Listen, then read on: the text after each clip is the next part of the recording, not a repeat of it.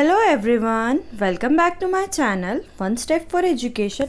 Today we will discuss NCERT for class 7th, subject is science, chapter heat, chapter number 4 heat for class 7th.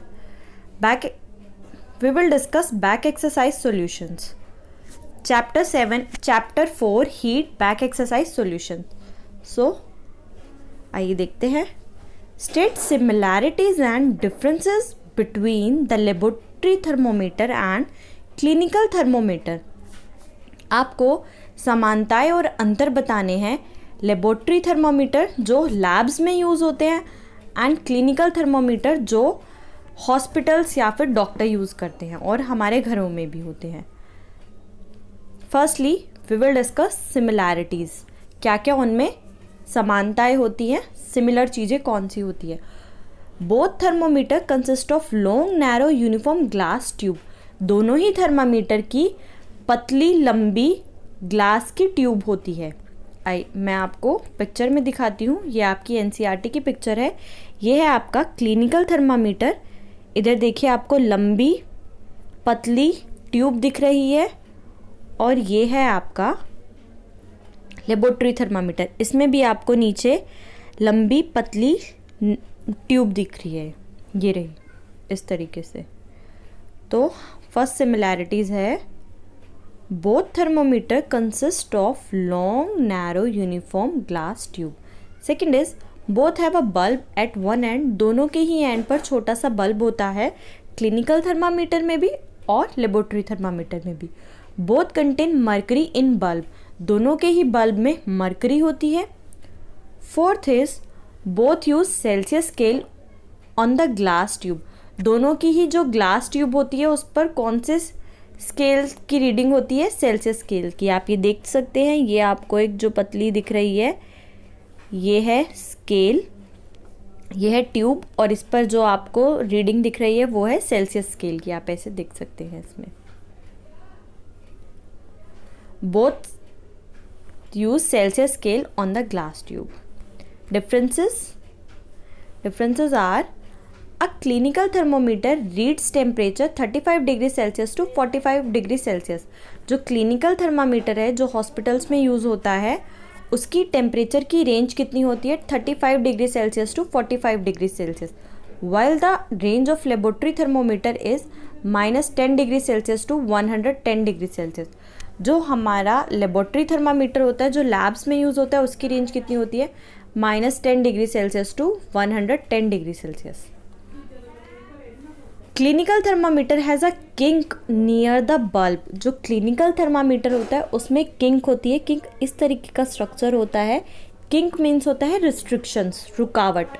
जो bulb के पास होता है आप यहाँ देख सकते हैं. इधर आपका बल्ब है और इधर ही किंक होता है इस तरीके का, जिससे क्या होता है जो मर्करी फ्लो होती है ट्यूब में ये नीचे ना आ सके.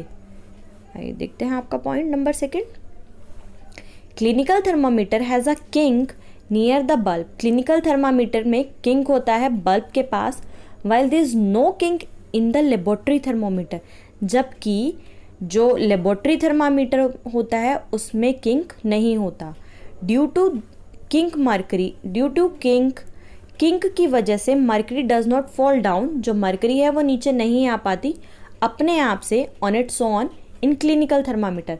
क्लिनिकल थर्मामीटर में किंक होने की वजह से मर्करी खुद से नीचे नहीं आ पाती और इस किंक की वजह से जो क्लिनिकल थर्मामीटर है उसमें जो हमारी रीडिंग आती है वो एकदम एक्यूरेट आती है. तो ये थे आपके डिफरेंसेस. ये था आपका आंसर नंबर 1. इस तरीके से आप यहाँ डिस्टिंग्विश भी कर सकते हो. ये है आपका क्लिनिकल थर्मामीटर और ये है आपका laboratory thermometer. Question number 2 give 2 examples each of conductor and insulator of heat. आपको कंडक्टर के एंड इंसुलेटर ऑफ हीट के दो एग्जाम्पल देने हैं. कंडक्टर मीन्स होता है जिनमें हीट एंड इलेक्ट्रिसिटी पास होती है, जिसमें हीट और इलेक्ट्रिसिटी जो बिजली होती है एक जगह से दूसरी जगह पास ऑन हो सके. एंड इंसुलेटर होता है जिसमें हीट और इलेक्ट्रिसिटी पास ना हो सके. तो आप कंडक्टर के एग्जाम्पल लिखोगे aluminium and iron. On the other hand example of insulator is plastic and would. ये था आपका आंसर नंबर 2। आइए देखते हैं क्वेश्चन नंबर 3। क्वेश्चन नंबर 3 में फिलअप्स है, fill in the blanks. A, the hotness of an object is determined by its temperature. किसी भी ऑब्जेक्ट में जितनी भी हॉटनेस होगी उसे हम किससे नाप सकते हैं? टेम्परेचर से, तापमान से। B is temperature of boiling water cannot be measured by a clinical thermometer. उबलते हुए पानी को हम किससे नहीं नाप सकते? तो आप आंसर लिखोगे क्लिनिकल थर्मामीटर। आपसे यहाँ नहीं पूछा है किससे नहीं नाप सकते, तो हम किससे नापते हैं? लेबोरेटरी थर्मामीटर से। हम क्लिनिकल थर्मामीटर से क्यों नहीं मेजर कर सकते? Because the range of clinical thermometer is 35 degree Celsius to 45 degree Celsius, और जो हमारे बॉइलिंग वाटर का टेम्परेचर होता है that is 100 degree Celsius. That's the reason. C is temperature is measured in degree Celsius. Temperature को हम किस में मेजर करते हैं? डिग्री सेल्सियस में। Next is no medium is required for transfer of heat by the process of radiation. Radiation process में कोई भी मीडियम रिक्वायर्ड नहीं होता, उसमें डायरेक्ट हीट ट्रांसफर होती है। Next is a cold steel spoon is dipped in a cup. एक steel की ठंडी चम्मच को अगर हम कप ऑफ हॉट मिल्क में गर्म दूध के कप में डिप करते हैं, डालते हैं, it transferred heat to its other end by the process of. जो हीट ट्रांसफ़र होगी उसके दूसरे एंड तक वो किस प्रोसेस से होगी? कंडक्शन से, because conduction needs a medium. Conduction को एक मीडियम चाहिए होता है हीट ट्रांसफ़र करने के लिए, और रेडिएशन को कोई मीडियम नहीं चाहिए होता हीट ट्रांसफ़र करने के लिए। Next is clothes of dark colours absorb heat better than the clothes of light colour. Dark colour के कपड़े ज़्यादा एब्जॉर्ब करते हैं हीट को बेटर देन लाइट कलर। ये था आपका क्वेश्चन नंबर 3। नेक्स्ट देखते हैं। Next question is question number 7। In place of hot climate, it is advised that the outer walls of houses be painted white. Explain. In places of hot climate, गर्म जगहों पर जहाँ का weather गर्म होता है, इट इज़ एडवाइज़ किया जाता है जो घरों के बाहर वाली दीवार होती है, वॉल्स होती हैं, उन्हें वाइट कलर का पेंट करना चाहिए। आपको एक्सप्लेन करना है वाई, क्यों कहते हैं ऐसा, क्यों एडवाइस करते हैं। सो answer is in places of hot climate, गर्म जगह, जहाँ ऐसी जगह जहाँ का वेदर गर्म होता है, मौसम गर्म होता है, वहाँ एडवाइस किया जाता है कि बाहर की दीवार, आउटर वॉल हाउसेस भी पेंटेड वाइट। बाहर की दीवार पर वाइट कलर का पेंट करना चाहिए, बिकॉज क्योंकि वाइट कलर रिफ्लेक्ट्स हीट। जो सफ़ेद रंग होता है वो क्या करता है? हीट को रिफ्लेक्ट करता है। रिफ्लेक्ट का मीन्स होता है जब कोई चीज़ आती है और टच करके वापस चली जाती है। आप देखिए जैसे यहाँ से सन रेज आ रही हैं और ये रिफ्लेक्ट बैक करके वापस चली जाएंगी, ऐसे आई और ऐसे चली गई।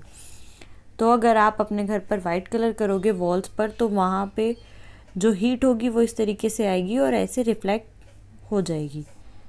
तो इसका आप रीज़न बताओगे, because white colour reflects heat and the houses do not heat up too much. अगर वो हीट आकर रिफ्लेक्ट हो जाएगी तो आपकी जो वॉल है वो हीट को एब्जॉर्ब नहीं कर पाएगी और उससे क्या होगा? आपके घर ज़्यादा गर्म नहीं होंगे।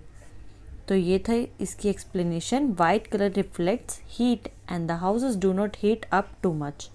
Next question is question number 8। 1 litre of water at 30 degree Celsius is mixed with 1 litre of water at 50 degree Celsius. 1 litre पानी है जिसका टेम्परेचर है 30 डिग्री सेल्सियस, उसे मिलाया जाता है 1 लीटर वाटर के साथ जिस वाटर का टेम्परेचर है 50 डिग्री सेल्सियस।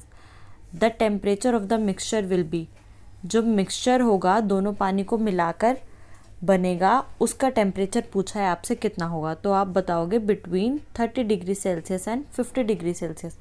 जो मिक्सचर फॉर्म होगा दोनों पानी को मिलाने से उसका टेम्परेचर 30 डिग्री सेल्सियस और 50 डिग्री सेल्सियस के बीच में लाया करेगा। तो answer is D. Next question is question number 9। An iron ball at 40 degree Celsius is dropped in a mug. एक आयरन बॉल है, लोहे की बॉल है जिसका टेम्परेचर है 40 डिग्री सेल्सियस, उसे गिराया जाता है मग में कंटेनिंग वाटर। मग में पानी है, पानी का टेम्परेचर भी 40 डिग्री सेल्सियस है। In a mug containing water at 40 degree Celsius the heat will, आपको बताना है कि हीट कहाँ से कहाँ पास ऑन होगी। Flow from iron ball to water, ये नहीं होगा, cross. Not flow from iron ball to water और from water to iron ball, answer is B. क्यों? Because the temperature of iron ball and mug containing water, the temperature of both are same 40 degree Celsius.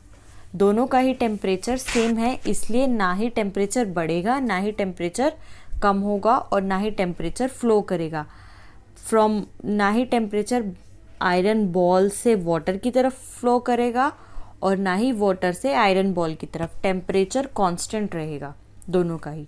So answer is B. Next question is a wooden spoon is dipped in a cup of ice cream, it's other end. अगर आप plastic की चम्मच को डालोगे cup में, ice cream के cup में, तो उसका जो दूसरा एंड होगा, दूसरा सिरा होगा स्पून का, उस पर क्या इफेक्ट होगा आपको ये बताना है। डज नॉट बिकम कोल्ड, जो आपका अदर एंड है वो ठंडा नहीं होगा। बिकॉज आप ये नोटिस करो, जो स्पून बताई है वो वुडन की बताई है, लकड़ी की स्पून है, और लकड़ी में तो हीट ट्रांसफ़र होती ही नहीं है, because wood is bad conductor of heat and electricity.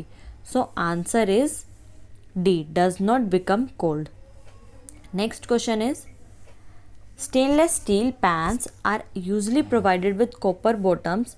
The reason for this could be that जो स्टेनलेस स्टील के पैंस होते हैं, स्टील के फ्राई पैंस होते हैं, आपके घर में भी होंगे, उनकी जो बॉटम होती है, नीचे की तली होती है, सिरा होता है, उसे कॉपर से, यूजली कॉपर उसके वहाँ लगा होता है। तो आपको बताना है ये क्यों होता है। Copper bottom make the pan more durable, no. Such pans appear colourful, क्या पैंस को कलरफुल बनाने के लिए वहाँ कॉपर लगाते हैं, नहीं।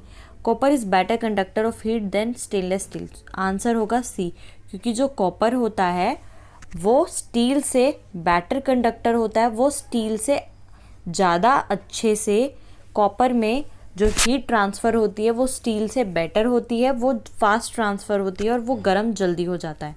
तो ये थी आपकी correct explanation, answer number option number C. Student, ये थे आपके सॉल्यूशन चैप्टर नंबर हीट के क्लास 7 के लिए।